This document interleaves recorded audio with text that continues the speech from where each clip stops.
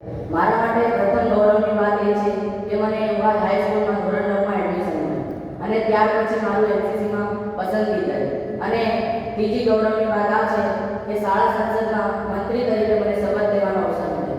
વર્ષ 2025-26ના મંત્રીમંડળમાં હું પણ સામેલ થયો છું. હું જ્યારે મારા ગામની શાળામાં અભ્યાસ કરતો હતો ત્યારે મેં ત્યાં પ્રમુખ તરીકે કામગીરી નિભાવેલ હતી.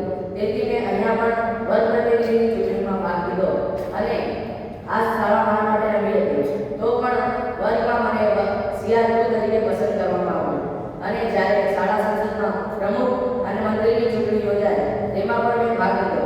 પરંતુ જોઈએ એટલી સફળતા ના મળી તો પણ શાળા સંસદ તરફથી મને પુસ્તકાલય મંત્રી તરીકે કામગીરી કરવા પસંદ કરવામાં આવ્યો.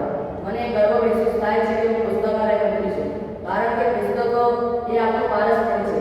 કારણ કે પુસ્તકોને માત્ર વાંચવાથી અને તેના પર ધ્યાન આપવાથી જ આપણું જીવન બદલાઈ જાય છે અને મંત્રી બનીને બીજાથી મોટું થવું એ જ નથી. મંત્રી બનીને જિમ્મેદારી નિભાવવાનું છે.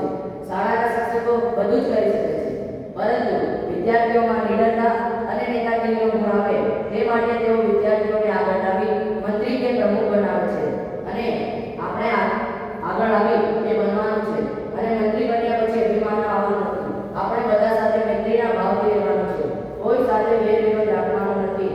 અને આ વર્ષના એટલે કે 2025-26ના મંત્રીમંડળના બધા જ મંત્રીઓ પોતાની કામગીરી સારી રીતે કરે એવી હું ઈચ્છા રાખું છું અને આ શબ્દોથી મારી વાણીને વિરામ આપું છું. જય હિન્દ.